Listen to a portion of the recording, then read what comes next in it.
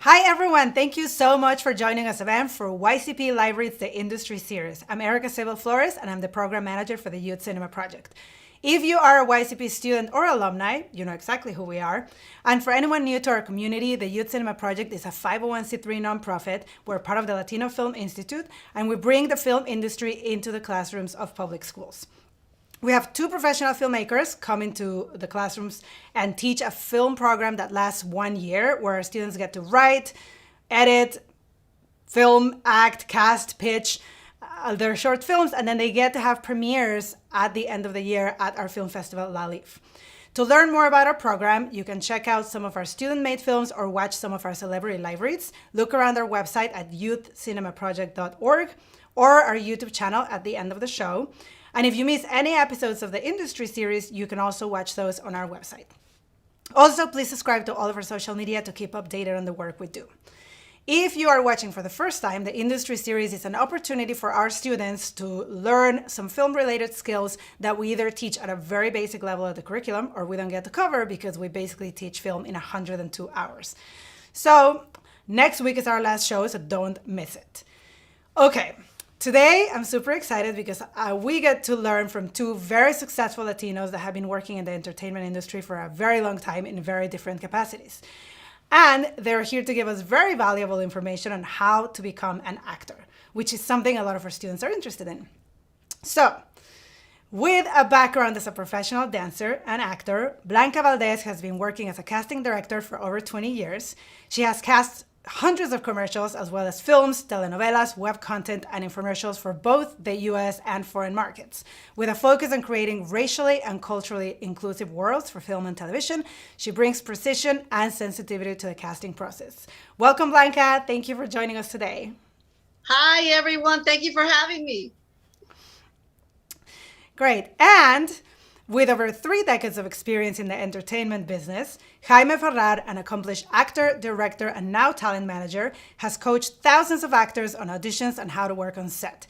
With the heart of an artist and the insight of an agent, Jaime offers a unique perspective on becoming an actor. Welcome, Jaime. So happy to have you. Hi, everybody. Thank you so much for having me. Great. Thank you so much for coming and joining us. As you know, our students go through the entire filmmaking process at YCP, which means that the students get to learn the basics of everything: lighting, editing, cinematography, casting, all of it. But we do have a lot of students that always ask us, how do I get into acting? So who better to help us answer that question than you two? So my first question is, I'm going to tell it exactly like the kids tell us. So let's say that I'm between 10 and 17 years old. I don't have any experience, or perhaps I have been an actor in a YCP short film. But then I realized that I want to learn more about acting and what should I do next? So, Jaime, why don't we start with you? What do we do next? Well, if you really want to start like acting professionally, what you need to do next is apply for your work permit. Every actor from the age of up until the age of 18, you need a California work permit in order to go out there and experience the audition process. But then you need an agent. But you can also do things without an agent nowadays, so you can follow your career on your own. But one of the things is to really understand what you need from your curriculum in school. So you need that work permit in order to be available to accept jobs. That's really important for you to do that first. And then second, of course, you reach out and you want to get an agent. And we'll talk more about those things in a second. Okay, Blanca? Okay, so on the casting side of it, I would recommend see if there's any drama classes in your school, because sometimes they have them in elementary. They might have them at your community colleges sometimes have classes for all ages. And there's a lot of basic ones that you can start taking, because the more you practice, like we say, you practice your craft, the better you'll know if this is what you want to do. Then there's always a commercial workshop. There's a lot of casting directors that offer commercial workshops, and they're really basic. You don't have to pay a lot of money, and make sure it is from someone that's established in the in the business. I know there's places out there that charge thousands of dollars and they say, well, we'll make you a star. But if they start with that, you know what? Walk away and do not take a credit card, because no one can guarantee that they're going to make you a star. Okay, so those are basics. It's a commercial workshop that should only be like, especially for, young, 10 to, 16-year-old. They should only be like a 4 to 6 week class. They give you the basics, and sometimes they're, not sometimes, they usually do cover information that's really important that the parents should know, because their parents become their managers at first, and then you go to a professional like Jaime. But at the beginning, the more the parents know, the more they can guide the children, and the children will know that they're in good hands. So that's a place to start. I think too that, oh yeah, go on, Jaime. I was just going to say, reiterating, a lot of times learning the business, like Blanca said, the best way to do it is through a commercial workshop, because they have very simple ways of instruction. And the thing is that there's a lot of buzzwords in our industry. Before you go get that agent, you need to sort of understand the buzzwords so that you understand how to behave at an audition, how to do the process of auditioning, how to understand what copy is, how to read copy, how to deliver it. The best simple steps is, like Blanca said, a commercial workshop. Now, there are also theatrical workshops that are for the beginning stages like that. Those are the best ways of starting a career, is understanding the process, because remember, this is a business. We have to conduct ourselves in a very particular way in order for work to come your way. So the more prepared you are in these simple classes, the better you are to plan your career. Okay, so I always was told, that you needed to get training, and so I actually, when I was young, I did what Blanca said, and I was taking acting classes at the community theater, and I was taking acting classes in they were free. They were just all these places that they had them for free. But what would you say? Just talking about the importance of training. What would you say? Because I've heard people say this. Not only kids, but just actors that are like, I don't need training. I'm a natural. I'm just good like this. Oh yeah, I'm sorry, I'm gonna jump in. I get that a lot, and I had an incident that I'll never forget. It was an actor that came from Spain, and I won't go into major details. It was kind of scary because he came to the office. He said he had just by chance was at the Hollywood Walk of Fame, and George Clooney was getting his star. I don't know, coincidence. So he's sitting in the lobby, and he just kept saying that he wanted me to make him famous like George Clooney, because he just saw George Clooney and he had no clue. And Banderas, which, he's famous in Spain, he couldn't understand why he was famous. I needed to make him famous. And I'm like, I thought he was kidding, but he wasn't kidding. He says, I'm not leaving until you tell me you're going to make me famous. And he had this little bag, right? So I thought, what does he have in that bag? I mean, I even had to tell one of my assistants, I said, can you go get some guys? Because we were by ourselves. And it was a tense moment, but I mean, yes, if you all want to be famous, that's the wrong reason to be in the business. And when you do get famous, you probably won't want it. It's just part of that thing that catches you. And you just have to learn your craft. And like we talk about, whether it's acting, directing, and get into all aspects of the business. And then fame will come, but don't make that your priority. Do not make, I want to be famous, just the only reason why you're in this business, because it'll eat you alive. Yep. Yeah, go ahead. Preparation is everything. And the reason why you go to class is to understand all the buzzwords that I said that are used in this business. And also in class, you learn to work with other people. You learn to work with different habits that people have, so that you understand and you develop strength, so that you develop yourself into a good actor. Now, today, you have a lot of things at your fingertips: a camera, an iPhone, other things that you can use in your house to find the environment to work and to put your work, your talent at work. Nowadays, we have to audition just like we are doing the seminar right now through the computer. You have to understand how to talk to your audience. You have to understand how to deliver the line to the other actor and how to listen to the other actor. When the other actor has a lot of dialogue and you have nothing to say, you have to fill that up. You have to be in the moment. And the only way you really understand to work those sort of techniques is an environment with a good teacher and good students. You don't need an expensive class. You can find that for free also in your community. Get involved in local theater and develop yourself that way as well. And I think another advantage of that is that you can get your nerves out of it and your shyness done with, because by the time you get to wanting any of you to see you, like, you better have all of that figured out. So I think it's also like a really good way to practice, get out all of the, bad habits, all of the things. And I also think that, yeah, you may be a natural at playing yourself. Like, I can play this Latina woman, this is this, but you gotta learn how to like do other voices, do other accents, walk differently, and play other things that are not necessarily yourself. So all of that training, it's not just gonna come out of like just you being so good. So okay, so let's say that you got yourself in a class, and you're now you're practicing and you're getting to do that.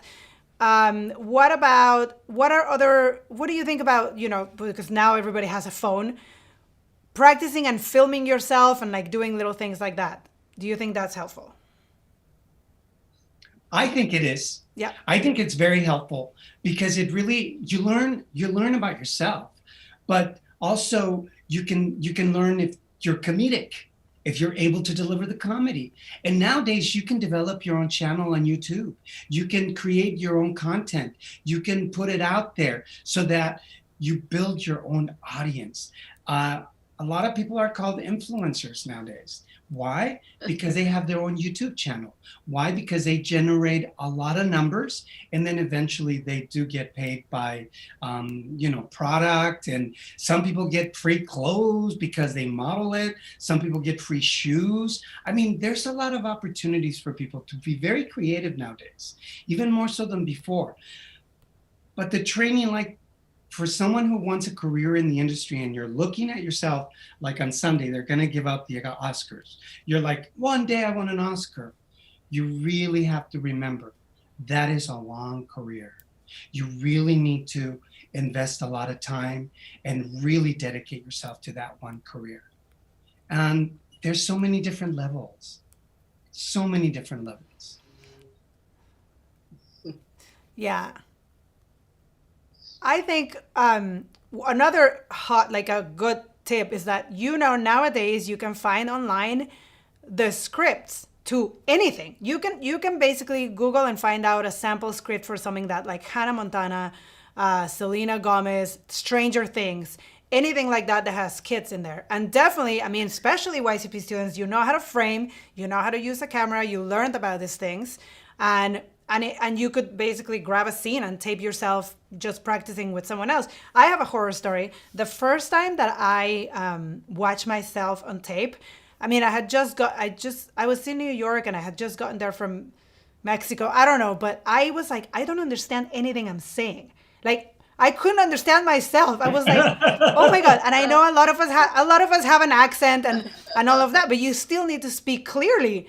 And I remember I was like, oh my God, I can't believe I'm like going out there and like, I can't even understand what I'm saying. So that you can watch yourself and be like, okay, I need to speak clear, or some of our kids, it too, because we're always telling you speak too fast. You're all over your words. And so that is probably a good way to practice, no? I think. Yeah. And, yes. and another good way to practice is to put that pencil between your teeth when you're reading, and it teaches you how to enunciate, and it teaches you how to pronounce certain words. The same thing with the cork. You put it in your mouth when you rehearse lines. And what you're saying, Erica, is so perfect, because also remember, in comedy, you mentioned Hannah Montana. That's one format. But let's go to television and do Modern Family. That's two different formats of television. One is multicam and the other one is single cam. So they have different tones. As an actor, you have to understand the tone, the rhythm of that particular show. Of one is much faster than the other. So those are the things that a lot of times you need to develop as a good actor to understand how to audition for that particular show. Some of us are better than others at those sort of differences. I For have sure. a few comments that I want to make regarding influencers and how you practice with cameras. And yes, it's a lot easier, and that will make you much more comfortable on camera. However, one of the things about influencers is they can be very popular and very beautiful because they only show the best of them. It's like a big long commercial over and over again, especially, I'm not going to say, well, women more so, with all the makeup and all the clothes. And there's a really good documentary out as to how it's on Netflix, and their influencers are paying a lot of money to set up photo shoots. Like we see them at hotels and we see them here, and it's all a one-day thing where they pay a lot of money. Yeah, eventually, if they're really good and they get noticed, it would be worth it. But my point is, when you can only show that part of you, and if that's what you want to be, an influencer, and you're happy with that, great. But if you want to become more of a serious actor and possibly get to the level where you can work with big time actors and in films and possibly win an Oscar, if that's what your goal should be. I mean, it should be. And if that's where you want to go, then you have to be able to see yourself. And I'm going to say it, you have to see yourself ugly. You have to see yourself. And I don't mean that in a literal way. I'm just saying you have to be comfortable when you wake up and your hair can be messed up. That's acting. They don't want to, especially like I see directors now with so many, and some of you kids are probably too young, but if it comes up, Botox are what women do as they get older. So that is changing people's, the actors' reactions. And Jaime had mentioned about how there's a lot of emotion you show with your faces, and you have to feel those moments when you don't really speak. It could be forever, but it's in your face and your eyes. And if this part is frozen and you say, oh yeah, I'm really sad, how are they going to tell? And directors know. So you have to keep it real and be able to take a picture as a homeless person, a person that's a drug addict. You take the photos. I'm someone who gets photos all the time. And I'm not kidding you. It's my pet peeve to receive. If you're going to go pay for a photo session, I don't want to see 15 photos of you. Okay, this is me now with a red top. This is me with a blue top. This is me. And it's all basically because that's another thing. People get stuck, actors. This is my good side. So every picture is like this. Every picture is this way because they feel that's their good side. What if the director says, you know what? I really want you this way, or just look straight forward. I've had people say, oh, no, I can't do that. That's not my good side. You can't pick for a director. They're going to say, afuera, out. So those are little minor details, but until you show that you can be dirty they don't want a glamour person. And there's so many actors that I know as that they get older and they say, oh yeah, I said, why don't you update your photo? You could be, you're such a great actress. Oh, well, I was waiting to lose 20 pounds. Well, dude, it's not going to happen. Not right now. So if it does, take new pictures. It's okay. But take pictures as you are now. So I always say, if you can undress and be makeup dressed, I don't mean naked. Okay. I'm just saying as far as dressing down and I always say, go to a secondhand store and buy like really old clothes and feel the part to see what would it feel like to be homeless? What would it feel like to not have anything to eat? that's where you're going to get better as an actor and be a better dramatic actor. Maybe that's too much. I don't know. And I think that's a really good thing that's really good for our students to hear, because it's just all about accepting yourself, you know? Yes, You look the way you look, and that's fine and that's perfect. There's two people here that are going to tell you that every kind of looking actor gets cast, every kind of looking actor works, all shapes, all sizes, definitely that's a really important thing to think about as you get started. Don't start thinking that you have to be thin, you have to be this, you have to have makeup, because always. You know what? Actually, the majority of the roles that I audition for, they say no makeup. So that's it. You better be okay with no makeup, because that's what you're gonna have to do. So I think that's really valuable. That's really valuable advice. Also, one more thing, Erica, is remember, you're not playing yourself. It's not the glamour you're playing. And the more you say, I'm playing someone else, and that person would not have this, and that person would not be glamour, a whole glamour person. Then if you get that, over and over in your head, then you're saying, okay, that's the role I'm playing.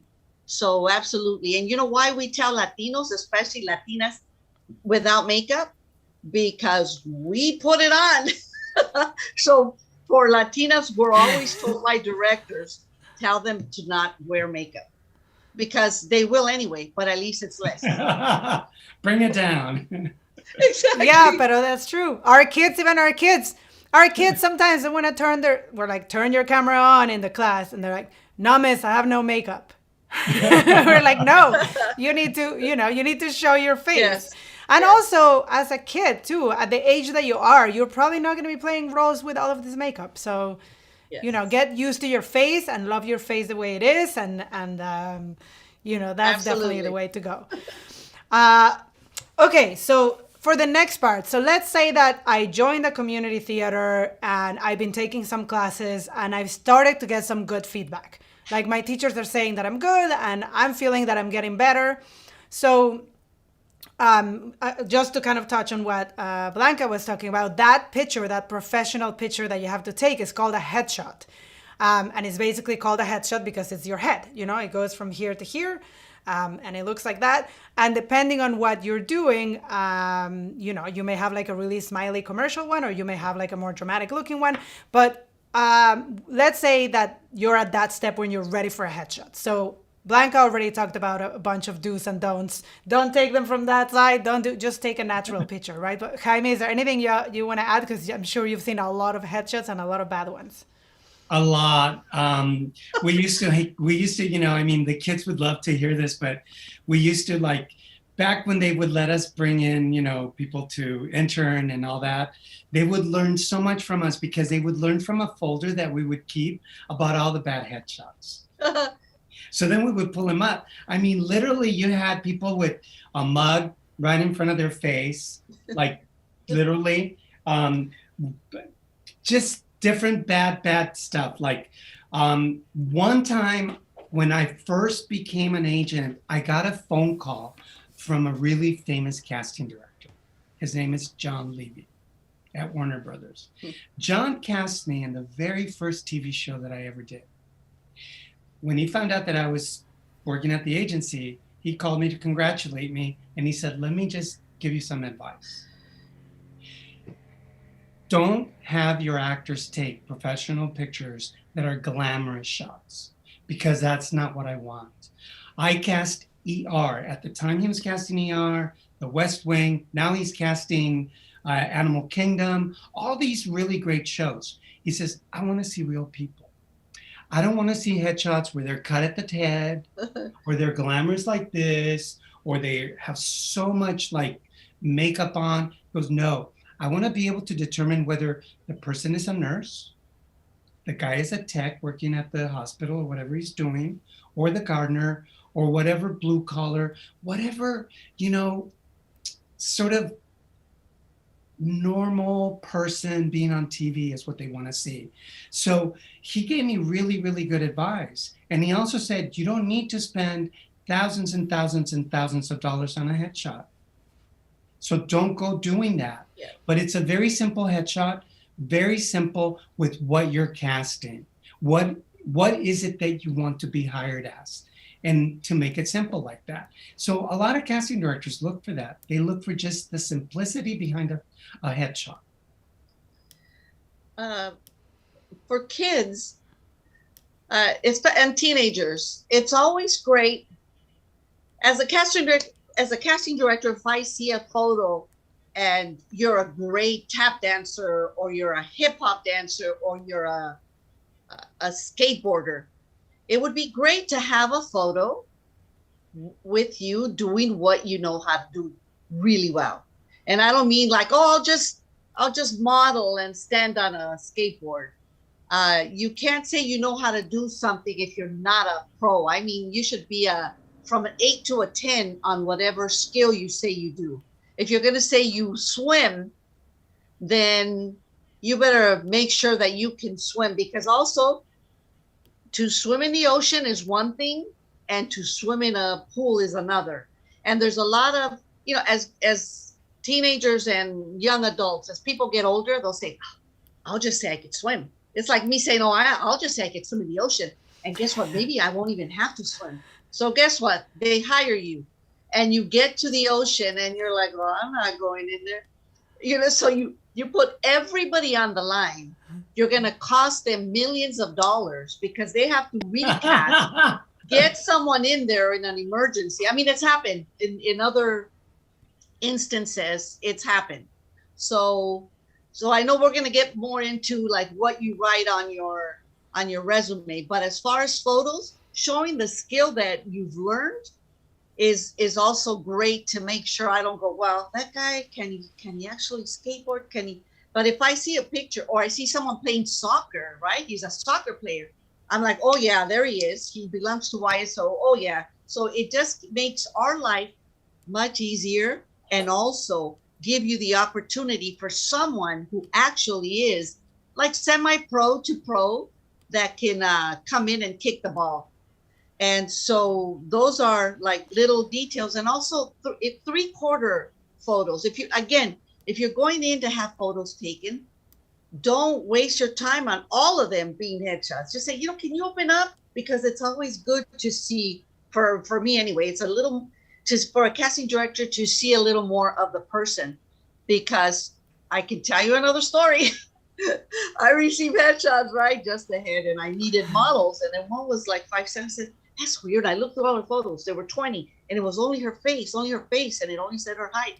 I'm like, oh, she's so beautiful. They had to be models. So I said, okay, well, I'm going to chance it. So all the women there are, from CESD. They're all from all these modeling agencies and really tall. And then she comes in.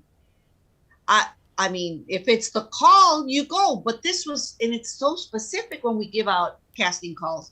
She was at least maybe 180. And again, if that was the call, there's no problem. But it puts that actor in a situation, and it puts us in a bad situation to tell you, look, I can't see you. Because then they get insulted because we told them, I can't see you. But I said, look, I'm going to show you what the breakdown is. And you don't have a single photo of your whole body. Now I know why. I said, you can't do that because it's misleading, and it takes the time and the audition of someone who could have actually auditioned and had a shot at it. You see, every little thing we do, it affects a lot of other people. And that's important. Go when it's your type. And if they call for a specific type, there's a reason. That's what we get hired to do. So show different variety. Yeah, and I mean that's like super important because actually I've had a callback where they're like must ride horses, and the callback is at a ranch. Like, you're not gonna lie, don't lie, because then we had to go dress in the horse thing and show up at the place, and then what? Somebody's gonna, so don't lie.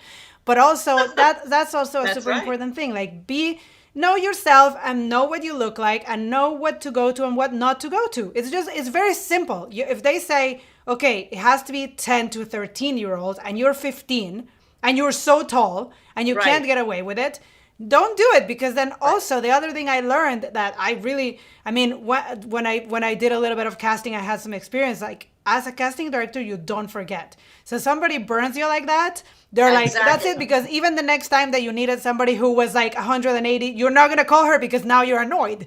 Like, Exactly. It's and like, for embarrassing. I mean, example, sorry. if something says blonde and blue eyes, and you have like brunette, like, don't even submit your picture, don't even do any of that. Just stick to the things that, or like, must have an American accent. And if you have like a little bit of an accent, unless you can really do it, don't do it. So that's also very good advice. But I wanted to ask, because of Blanca was mentioning all of these multiple pictures, it's a good way to talk about these websites. So now we have these websites where an actor, you can pay once you're ready, once you feel comfortable, once you feel like you have a little bit of training, once you feel like, okay, I'm ready for this next step. And these websites are casting websites where an actor can pay to have a profile up there. And that gives you an opportunity to upload different pictures, which is what Blanca was saying. Upload the headshot and then upload other pictures, especially for commercials, showing your skills, showing if you're athletic, it doesn't matter what your body type is, but it helps them decide, right? So when would you say an actor is ready or should invest money in opening a profile like this? Jaime, do you have a thought? Yeah. Right now, I think that the business is really looking at a lot of different aspects of profession. There's a lot of opportunity for people that don't have any resumes and stuff. But if they feel that they're ready to go up there and they've got some training, like some of the students that we're talking to right now, I think they can explore Actors Access or casting networks and put up some of those pictures and see if they can attract any of the filmmakers or any of the jobs that are out there at that level.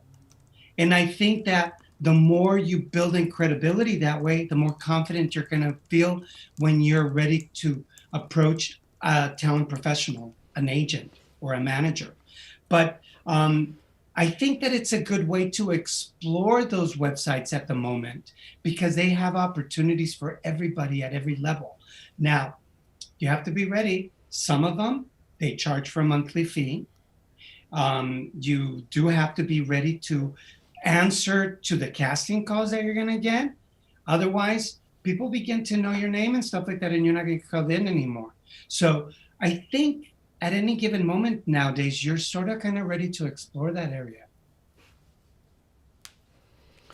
And I think too that one of the things, and we'll get into this later, but maybe Blanca can speak about this more, because in commercials sometimes you will get called with not a lot of credits. But Exactly. I think that one of the things that is important is that you can be in these websites, and sometimes casting directors go in there, and if not, a lot of student filmmakers and indie filmmakers use these websites. So what that does is that you can start getting this little bit of like small jobs on set. They may not pay, but you're getting experience and you're getting a piece of reel that you can then show that you can do this or that. So you can go, you take some good pictures, you put them in there. It may just be that the only credit that you have is the YCP short film that you did, and then you may have your class that you're in attending, right? And if that's the only two things that you have, but you, like Jaime said, you have to make sure your parents can take you to the audition, that you're going to be able to go, because otherwise you're wasting people's time. But once you start going to those, you can start booking little jobs, little things that will help you kind of have a more, just start collecting a little bit of pieces of work. And then if you're lucky, Blanca can speak about this, sometimes casting directors will call people with no experience, right? Yes, absolutely. What's happening now is there's a lot of what you call real people, which just means people that are new to the business and that don't have a lot of experience. But that's like a trend, and they usually have the families, and maybe they'll have, for example, you have 10-year-old students and they've never done anything. Especially in commercials, they always want new faces, always. So, for example, there's more opportunity. That's why we always say start with commercials, because it's a way of getting in. And also, if you're going to sign up for one, or your parents let you sign up for one of these websites, you should do casting networks because it's been around the longest.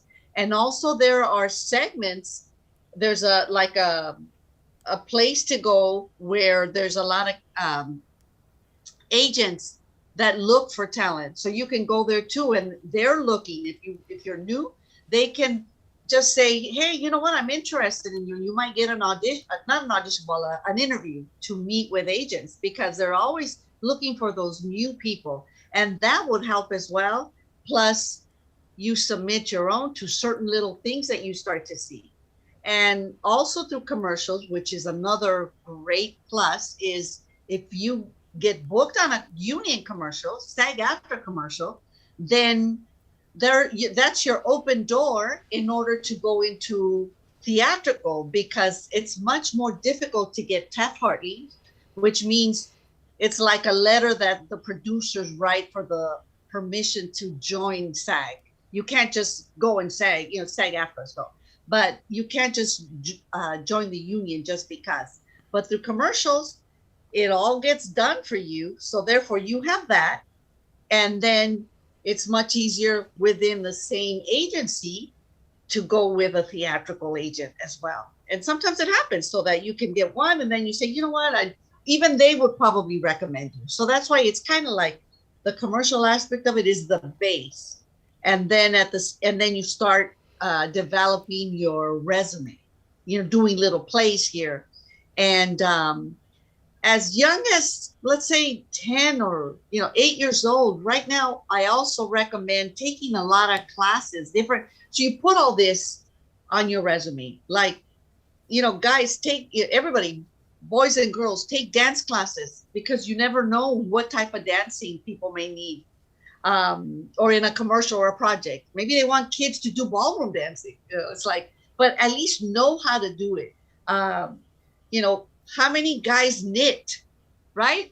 And then it's an art that's going away even for girls. So if you're like, they want this little girl to be in a film that is knitting with her grandmother. So guess what? You can be in that top percentage that can knit, for example, right? Just all that adds up. When you're young and all these special skills, and you're like a good skateboarder, or you ride a BMX bike, or all these new sports, all those are special skills that many times young people is what helps you land a role.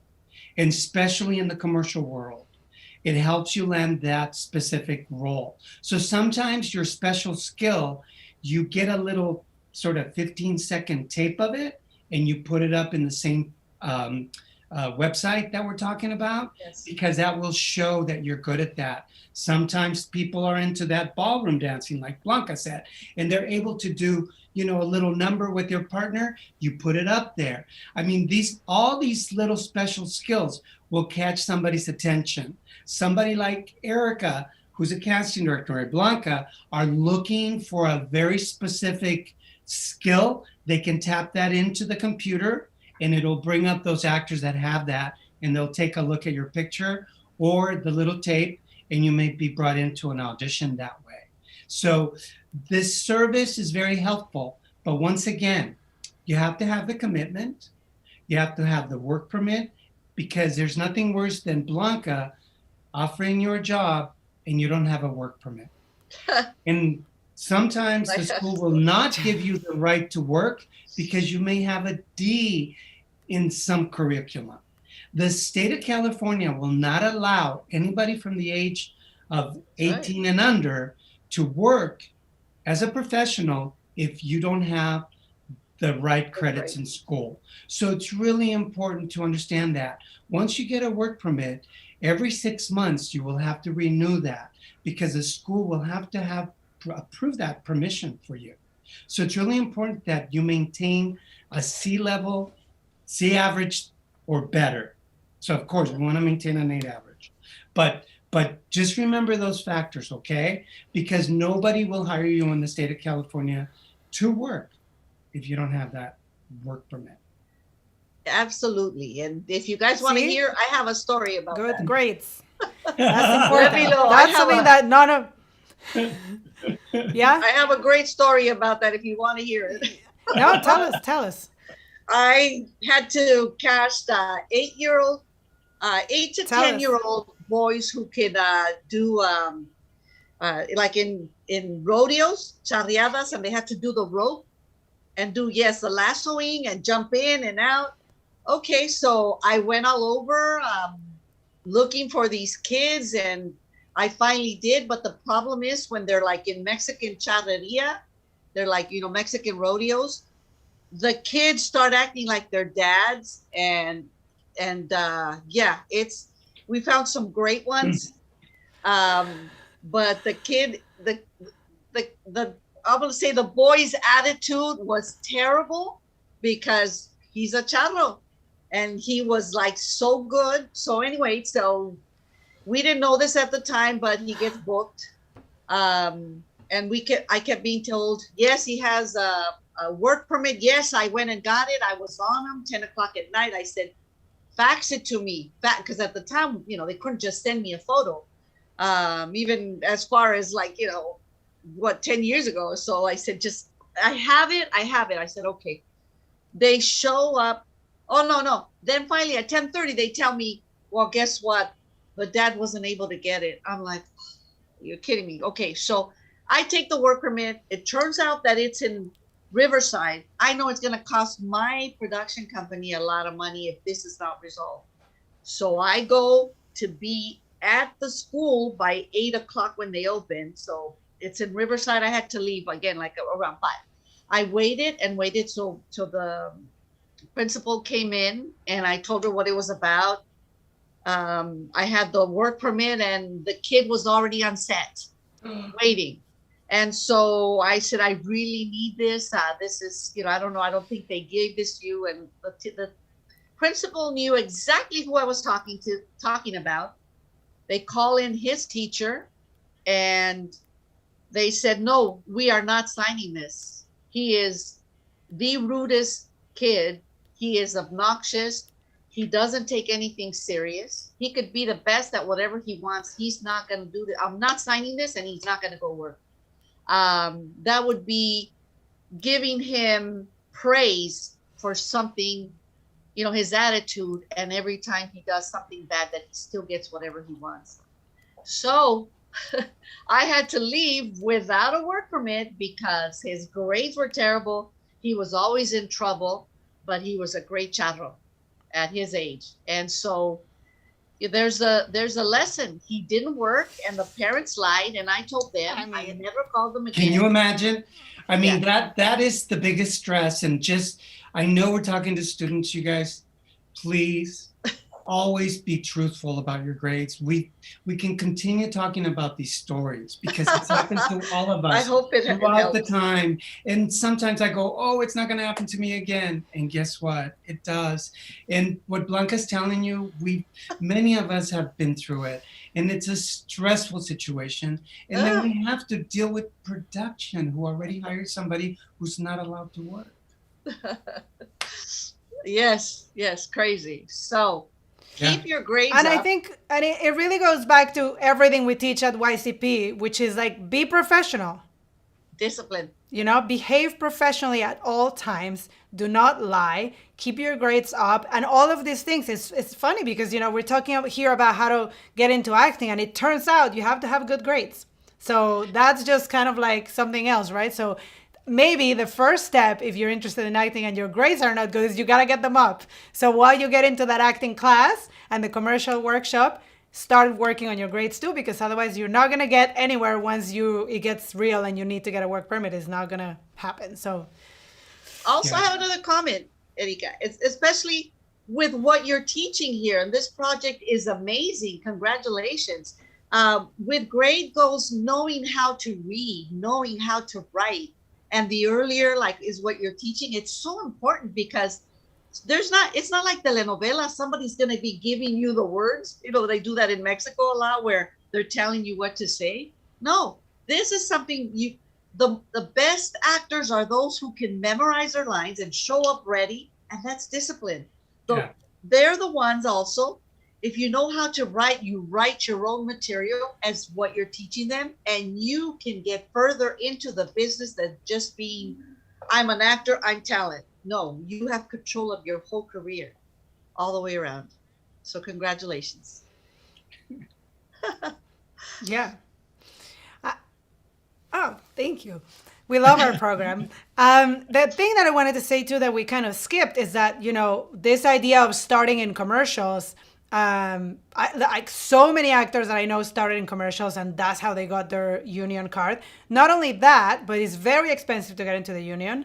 And, I did it the same way. I got my first job in a commercial, and then the money that you make, now nobody has said that. You can make Right. so much money if you book a commercial, which then paid for all of the website, all of the classes, all of the headshots, all of the everything else that you need. So it's a Exactly. it's a really good, and there's people, if you get good at booking commercials, if you master that like commercial thing, I mean, I have friends that have like booked 10 a year, 10 commercials, and then another 10, and then another 10, because they're just good at it. So it's really a good skill that also, kids pay for their college, for their own college with their commercial money, right? Like this. Yes. Yeah. Yes. And here's another thing. Yeah. A lot of directors that are directing commercials are also the ones who do the films. Yeah. So you get to meet them in their, they all call them little films because for them it's not a commercial, it's a little film.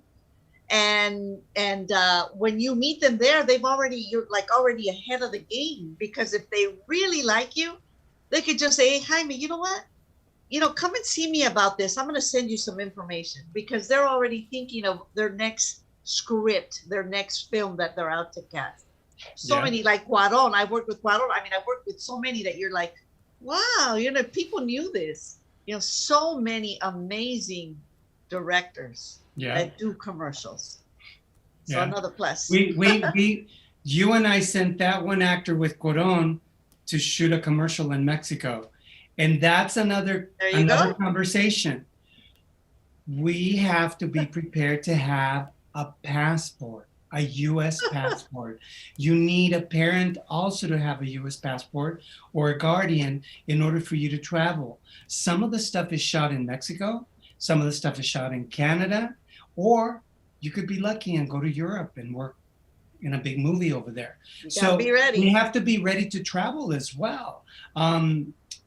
There's so many things, and that's one of the reasons why it's a business. We have to understand how to conduct ourselves in a business, and we're the commodity.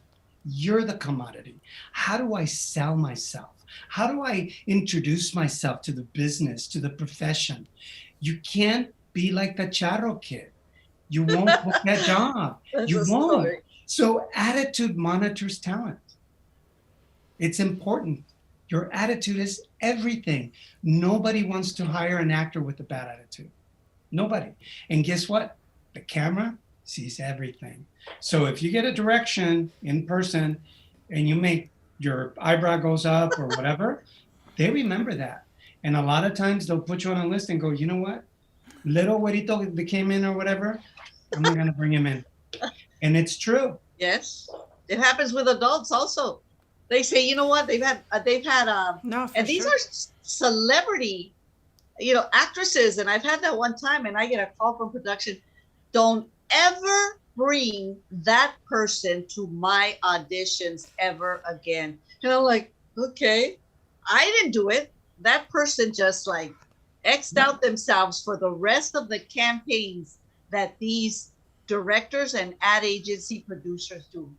Yeah. And I can't bring them in for that. Imagine that. They said no. Because they cost money, and because they don't want their hair a certain way. You're not the product. The product in commercials is the star.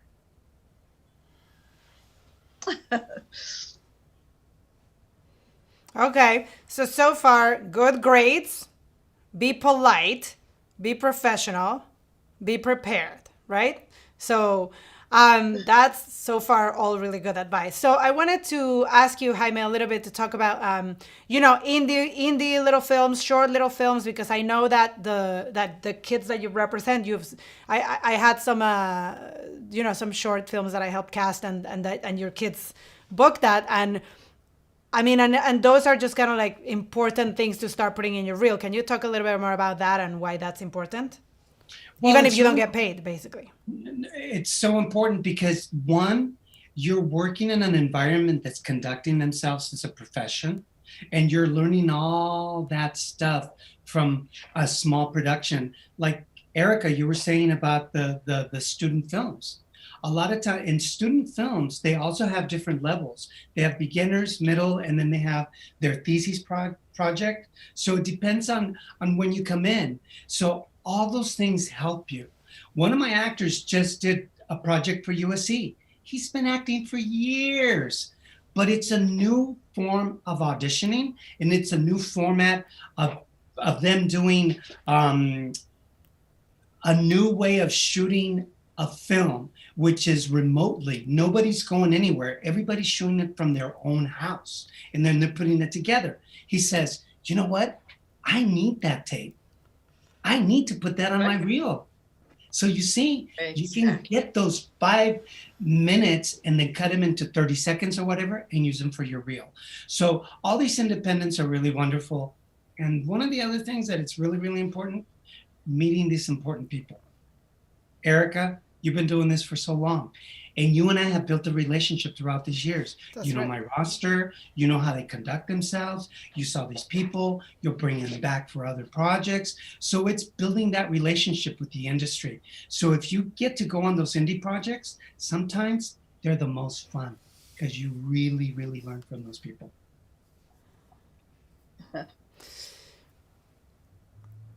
And these reels that Jaime is referring to, which is basically just putting all of the little clips of the scenes that you're in different projects together, so you can then show all of the different work that you've done. So you can say, okay, here's me playing an astronaut, and here's me playing a mom, and here's me playing a rubber, and then you can show kind of like the different things that you can do in video for agents and casting to see that. So then I wanted to say, okay, so let's say that we're now at a step where we've made a profile on a website, we have a headshot up there, maybe we've got a couple of credits that we're starting to build in there, and then what? And we're starting going to auditions. So Blanca, from your perspective, what is what is it that casting is looking for? Like once somebody is ready to actually go to an audition to a professional like you, and is going to show up to an audition where, there's going to be actors that have been doing it for a long time, and you may be new, but you're still going to have to compete with people that have more experience. So what would you say is your advice for your first audition, and what do you look for? Are you talking about commercial auditions? In commercials?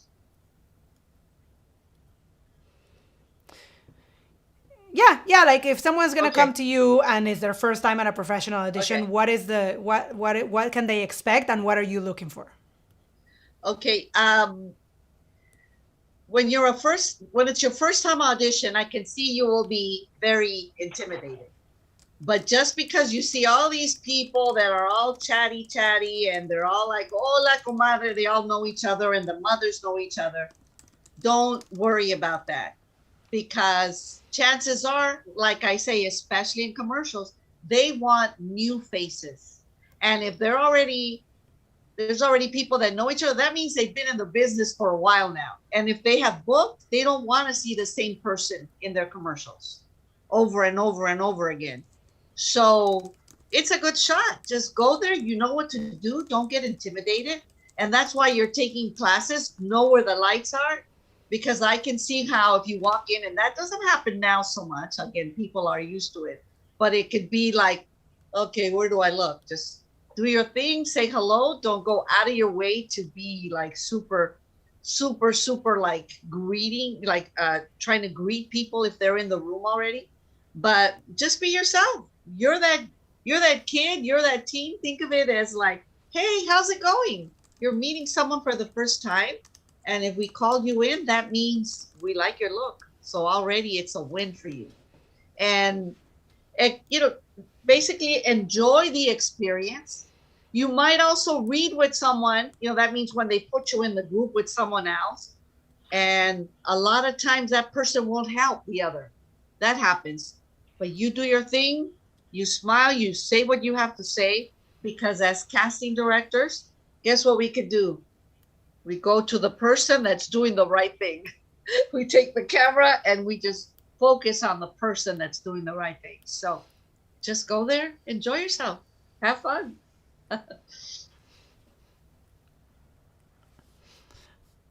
Yeah, I mean, I know some people find auditions. I love auditions. I think that they're so fun, but I know people find them scary. But I think you have to look at that once you get an audition, it's an opportunity to act. It's like you get to act today. So I think like that's a good way to look at it. And also to just get to practice. You get to practice. You get to practice. If you haven't been on set and it's your first time, you're going to see, oh, the camera is there. This is where the reader is standing. Like this is what there's a cross in the floor where I have to stand, and all of those things. You're just gonna get more comfortable, and so it's good to practice that.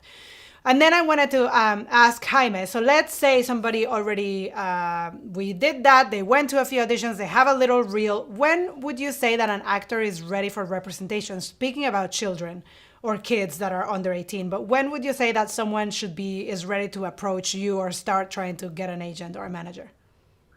Well, when you have the right tools, a lot of times they come to an agent and they may have a set of pictures. They have to be ready to discuss with that representative to do a whole new set, because they're going to ask you to reflect the way they conduct themselves in their own way, so that a lot of times you have to be ready to spend money on new pictures. If you're underage and you don't drive yet, you have to have an understanding with the parent that they're going to be able to take you to auditions. Or if you book that job, they're going to have to be able to go with you to set and be there for the whole time that it's going to take to shoot. Or if you're going to travel outside the state or the city, that they're going to be able to go with you. Remember, when you go to auditions, it's one parent, one child. The business professional really is asking you to have these things ready. They have to be ready for you to understand that you need a Coogan account, which is a special trust account in case if you book a job. The industry requires that from anybody under the age of 18. You have to have that work permit. So those are the elements that you really need. If you grab the attention of that business professional and they're calling you for that audition and to come in to meet with them for representation, you have to come in with at least that, know that that's what you're going to be asked for, and that you're going to be able to produce those results. Because I can't take a chance on someone that if they're going to call you for an audition and then a callback and you're not available to go, that makes me look bad. You have to be able to have that one person who's going to be able to sort of be your chaperone and your driver. So those are the things that you need as a beginner. As now, if you're underage and you're able to drive, it's a little easier. But remember, everybody under the age of 18 has to have an adult with them at the job site. Okay? Okay, and then in terms of, so that's on the professional side, but what is there anything that you need to see? Do you need to see a resume with credits, or is it okay if you just see a resume that only has training and a good picture when someone is younger? I think that everybody wants to see more credits and a lot of training. And the reason for that, it's for the reasons that we've already discussed about people going into the room, not being able to handle the situation. All of those things are a reflection on who's going to represent you. So when we take a look at your resume, a lot of times people will say, I have a work permit. Whoa, that's a good point already.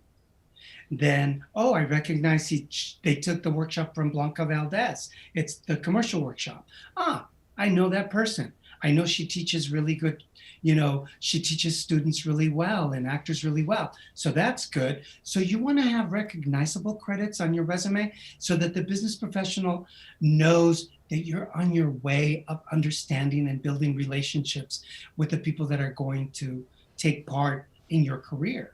So A lot of times, people that live in LA, we take a look at your theater credits. A lot of times, Casa 101 says a lot. Why? Because they do a lot of stuff with children. So Lots. that tells me if I need to pick up the phone and call one of the instructors and say, "Hey, did you meet so and so? Can you tell me a little bit about them or this or that?" And then you have that extra credit that's going to speak for you. So it's so important to be involved with those points, the people that teach classes that are recognizable, and the same thing with theaters that are recognizable around our community. Simple credits. Yes, I agree. Okay, so that's basically the professional side of it, and then it looks like it would have a good photo, some training, some credits. You can even put in your resume right now already the Youth Cinema Project, and if you had a role in one of those films, you can put your film in there. And That's same right. if you directed a film. What if you were a director? What if you wrote a script? All of those things are good because they show that you have an understanding of the industry and that you've worked it, that you're familiar with the different things that go on. So, okay, am I missing anything? Or otherwise, I'm going to ask you for a last piece of wisdom. Um, No? yeah. I think we There's covered so it, much right? more, but we covered a lot. There's so much I, more. I think the only thing that we missed is kind of like, I'm gonna use like my background as an example. Like, this is a workable space, and I can get up and adjust the camera, and I can actually put an audition together here by doing the camera closer and the whole deal. You need your light, you need your workable space, you need a little easel so you can put it over here and maybe put your lines there, and you can do your audition comfortably. I think nowadays you need that special room to audition from your house. And that's just the extra tidbit that we need nowadays. For And me, actually, the all of the kids got to do virtual table reads of scripts, so they all got to perform, like they got to see what that's like. So basically, imagine your audition would be exactly the same way that you performed in your virtual table reads for your class is exactly the same, but you would just be saying your lines and someone would be reading your lines off camera, right? Yep. right. Yeah. And then also because nowadays So how I want to ask one last piece of wisdom. Oops. No, go ahead. You're on your roll. No, I was saying no, I was just saying if you could deliver one final piece of wisdom to our students, like one thing that you're like, this is the thing, what would you say? For me, yes. Okay.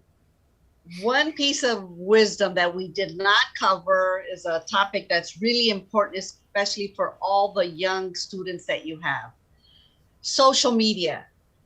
Please be careful what you post because it will come back to haunt you. No matter what aspect of business you go into, whether let's say you want to act or you decide that you want to go into banking, or who knows, you may be a president in the future. Who knows, right? You don't know when you're this young. So be very aware, especially as you start to grow as a teenager.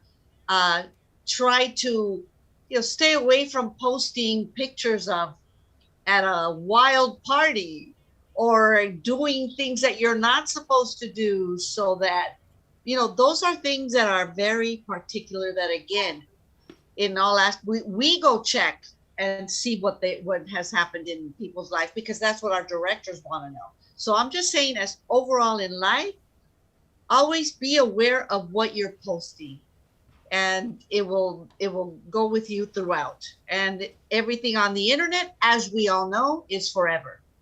That's it. Remember that.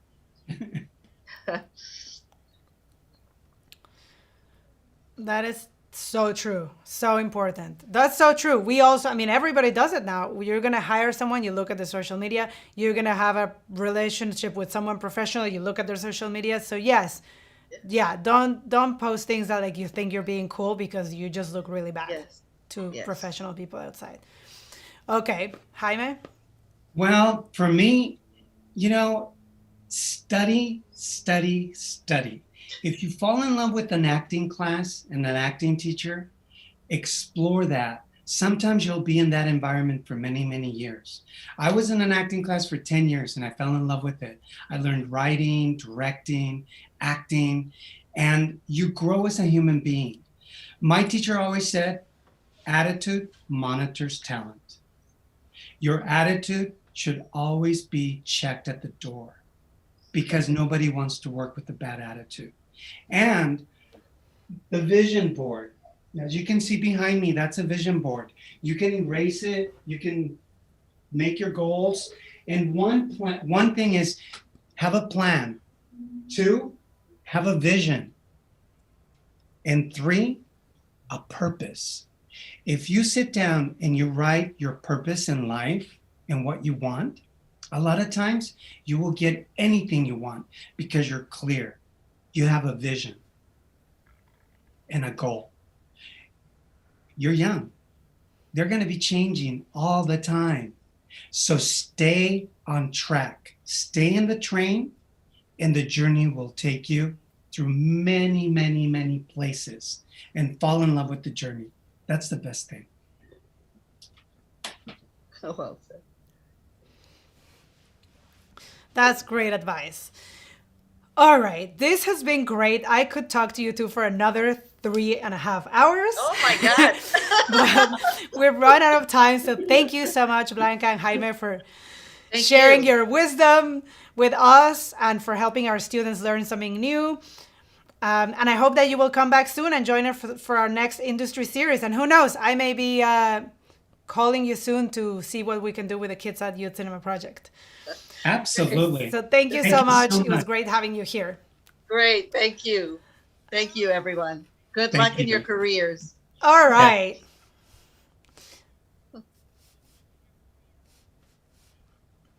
All right. So we hoped that you enjoy the workshop and that you will join us next week for the last episode of the 2021 Industry Series. We're going to meet director Lee Unkrich, who pretty much has touched every movie that we loved at YCP and we use in our curriculum from Pixar. He was an editor in Toy Story and Bug's Life, a co-director in Toy Story 2, Monsters, Inc. and Finding Nemo, and the director of Toy Story 3 and my absolute favorite film, Coco. So this is an amazing opportunity to learn from and ask questions directly from the man himself. So do not miss it. So thank you so much for watching, and we will see you next week.